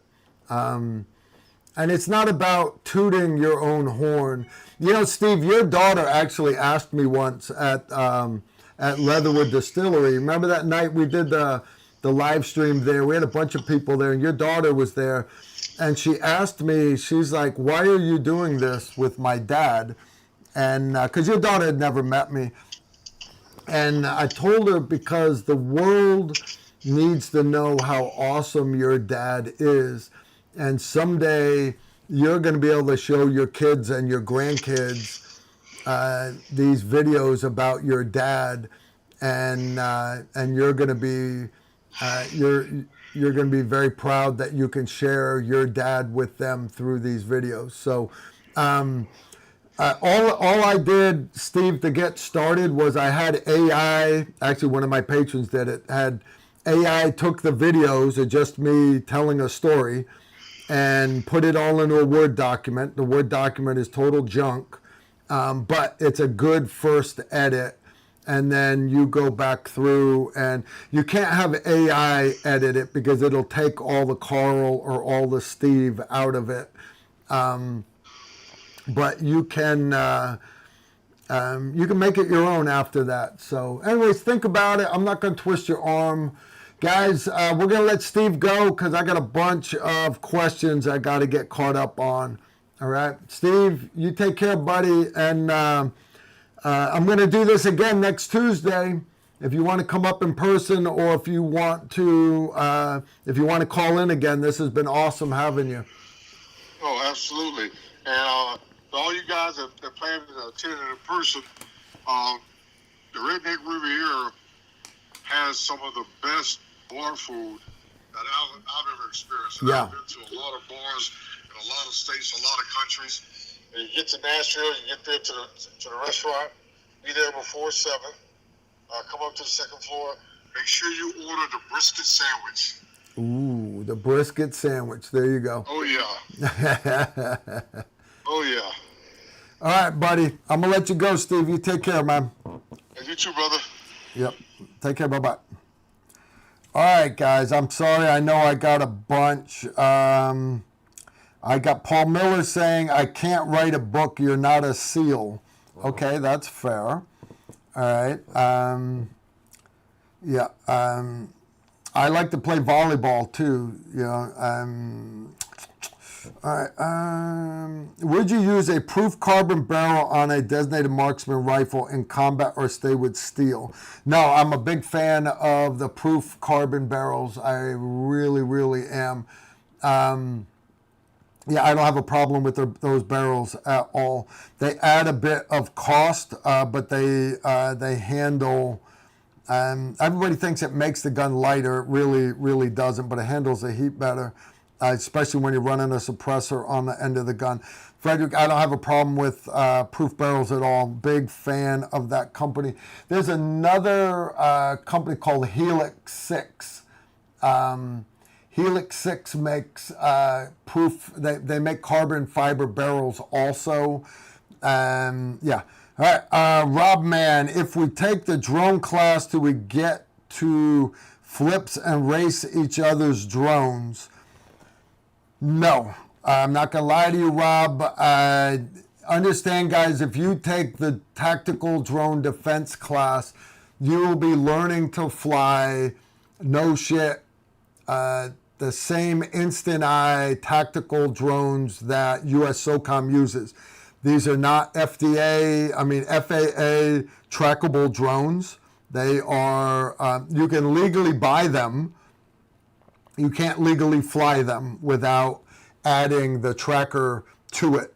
But Byron is allowed to train you with them. So you'll be, no joke, using $20,000 drones. And they'll have, some have thermals on them, and you're gonna love these drones. You're gonna love them, and sincerely, you're gonna learn you're gonna learn the military side of it, guys. If you don't own a drone, you should own a drone. Every family should have a drone.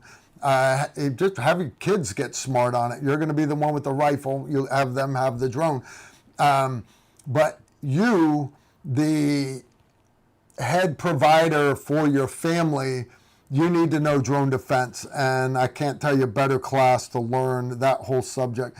Ghost is back. Byron, do you use fiber-controlled drones? No. Make Carl's orchard look like a spider nest, LOL.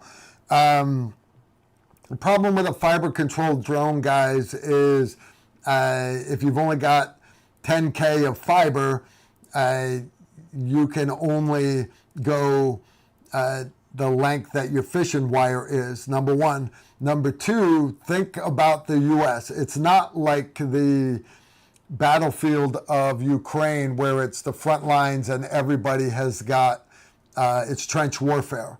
You go somewhere in the U.S. and a car hits your fishing line, it ends up cutting your fishing line. If your fishing line hits water, it destroys your. Well, water doesn't short out fiber optic. It's not electrical. It doesn't, but the current in the water does. Power lines and things like that. There's so many things that can cut fiber optic drones, and you'll learn that stuff. You'll learn it, guys. You really will. It would be funny to have people flying fiber drones around my place.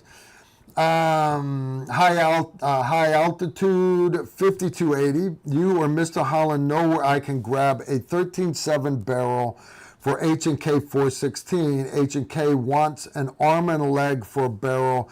Ballistic Advantage doesn't make them. This is from Jake Snyder. Ballistic Advantage. Guys? There's a couple other companies that make 13.7 barrels. I don't know one off the top of my head, though. I don't. Ask again next week. I'll look around for you. Next one's from Tracker. Tracker's back. Carl, will you have tactical rifleman uppers for sale that we can retrofit to our ARs in the occupied zones?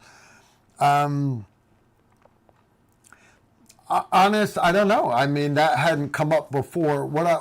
More important, what I'm looking, because an upper's an upper, you know. You could get a, let me hit him up. I don't know. That hasn't come up. I will write it down. But we were also, it's going to be a 16-inch legal upper with the flat, with the war comp on it. So it's like a 14.5 or a 14-inch barrel with and then the war comp on the end of it makes it exactly 16 inches. So it's like 13.8 or 13.7. It is legal 16 inches, all right, before you put the can on it. If we get enough interest in it, though, I'm going to offer, because it's a piston, it runs great short also. Paul's saying Noveski makes a 13.7 barrel. All right. Understand the shortest you should go with 5.56 is 10.5 inch. If you go with 10.5 inch, then you've got to register it as a short-barreled rifle. Not a big deal for police departments who are interested in buying a TR1 rifle, but especially if they're getting ready to do away with the NFA, right? Wouldn't that be nice? So I may be offering it in a 10.5 inch also, 13.7. Or a TR upper only. I'm writing it down. I got you. More to follow on that, guys. Okay, Ghost is back. Carl, Byron, do y'all have recommendations on things to do to prep for your drone class? No, honestly, you don't have to buy a drone and start practicing with it. You don't, not at all. You don't. Come with a good attitude. Bring some clothes you don't mind getting dirty in, and Ghost, you're gonna love the class. I cannot stress it enough. If you were gonna come to a combat pistol class, you need to have the fundamentals of a pistol down first. That's not the case with the drone. Byron is gonna start you out. Because as a matter of fact, his controllers, though you can change them to be just like your civilian drone if you want the controllers the way like civilian drones are, but he prefers you not to do that. He prefers you to use the controls the way the military uses them. And you'll see the method to his madness. So you not owning a drone, you're not coming used to your controller. You'll be able to pick up Byron's better. James Swain threw down $100. Thank you, buddy. I drank my first bottle. I'm waiting on the new one to arrive. James, I appreciate it. I am going to get... James just bought a set of PVS 14 Gen 3 Ghost White Phosphor auto-gated. They still have the manual gain knob. But and then he got a WLAD also, and I put him up for sale for my patrons, and he's getting a really good deal on it. I'm gonna put him in the mail tomorrow, James. I gotta find you a box. Dude. Ghost Enemy question again. On your gun belt, do you use pad liner or Velcro directly to inner belt? Pros, cons to both if y'all can. Thank you. I run two belts. One is a padded belt that is 3 molly tall, and that's the one you guys will usually see me running in the winter time. So I can put it over cold weather gear, stuff like that. In the summertime when it's hot, I run a Velcro inner belt with my t-shirt tucked in, and then I Velcro my duty belt to it. So I have 2 TR gun belts. One of them is the Tactical Rifleman War Belt that you get from ATS Tactical Gear, and that is, it has the inner and outer Velcro belts. But if you just wanted a padding, the Velcro, ATS Tactical Gear sells that if you only want to buy one belt, which would make sense. But I've already got my old belt that never let me down either. And that's the one that I usually run, guys, in the wintertime, kayaking, things like that. All right, John Brady, can you please ask Steve what grain bullet would he recommend for a 6.8 and barrel length? Thanks. John, sorry, I'm just seeing that. And Steve's already gone. We'll have to ask him next week. All right, I think that was it. Guys, I am caught up. Let me see what other texts I got. I got Paul Miller. You're way too mellow tonight. You need some coffee or a donut, Bubba. Thank you, Paul. I appreciate the words. I want to go. Okay, 8:29. All right, last one. All right, guys, we're going to wrap this up for tonight because we don't have too many more new questions. Guys, save these questions for next week. Yeah, and I want to thank my moderators, Donut for putting all the links in there, JT for hunting questions. Guys, right, it's not that bad being back on YouTube. Sorry I left the picture of Steve up forever, right? Steve's a sexy guy. We gotta. You guys all love Steve. I encourage you guys, be back here next Tuesday. We're going to do this again. And then the following Wednesday at the Redneck Riviera, that is 2 September. All right. I have got a last class of the month is 29 August, guys. That is at Montgomery County Shooting Complex. It is a Saturday, and that is combat pistol. It's just a Saturday. I got plenty of room in the class. If you want to get one last class in this summer, sign up at tacticalrifleman.com. Right, easy stuff, and then you get deeper into October and everything. And I've got other classes: combat carbine, combat pistol, CQB pistol carbine. And drone defense, we already talked about that. So, yeah, decent stuff indeed. I'm actually on my way. Frank's asking, how many rounds fired at Sephardic? It was, back then, it was 63,000 rounds per student. And that included shotgun breaching rounds and UTM rounds and this, that, and the other. I don't know what it is now, guys. You remember, I went through Sephardic in January 2001.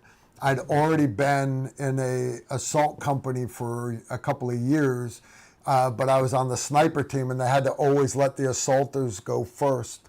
So, but I eventually got to go, and graduated Sephardic, and little did I know, just half a year later, the towers would fall, and we would be going to Afghanistan to do everything that we did in Sephardic. When we came back from the initial invasion of Afghanistan, they brought the guys from A15. Sephardic is our hostage rescue school at Fort Bragg, Range 37. Don't ask what the acronym stands for. It has nothing to do with hostage rescue. There's no badge. There's no nothing. All right. But they brought us to the schoolhouse, and they're like, what do we need to change? You guys have actually done the combat ops now. You're the first SIF company to ever go and do hostage rescue and combat ops and direct action. What do we need to change in the schoolhouse? And we said, don't change anything. And they're like, what do you mean? No, what do we need to change? We're like, we did call-outs. We did rolling assaults. We did deliberate assaults. We did fly-ins. We did landing at the X, landing at the Ys. We did driving in. We did helicopter offsets. We did every type of mission that you do in Sephardic. We did them all. We did them all in Afghanistan, and it was really, really awesome. And Special Forces, Advanced Reconnaissance, Target Acquisition, Energetic, Exploitation, Target, Courser, something like that. Don't quote me on it. I have to look it up. I'm sure it's written down somewhere on my graduation certificate. That's good coffee right there, guys. Again, we're going to wrap this up for tonight. Right? Why don't just call it a hostage rescue school? Because you don't want people to know what you're doing, right? Sephardic. If it shows up on somebody's thing, nobody makes a big deal out of it. Sephardic. It's just another military acronym, no big deal. All right, guys. Again, I'm out. We've been here for 2 hours. Ain't that cool? You guys are awesome. And yeah, I think you're awesome. So I will see you guys next time. And it's going to be awesome. It will indeed. Next Tuesday, right back here, same bat time, same bat channel. Y'all take care and shoot straight. Incoming right there.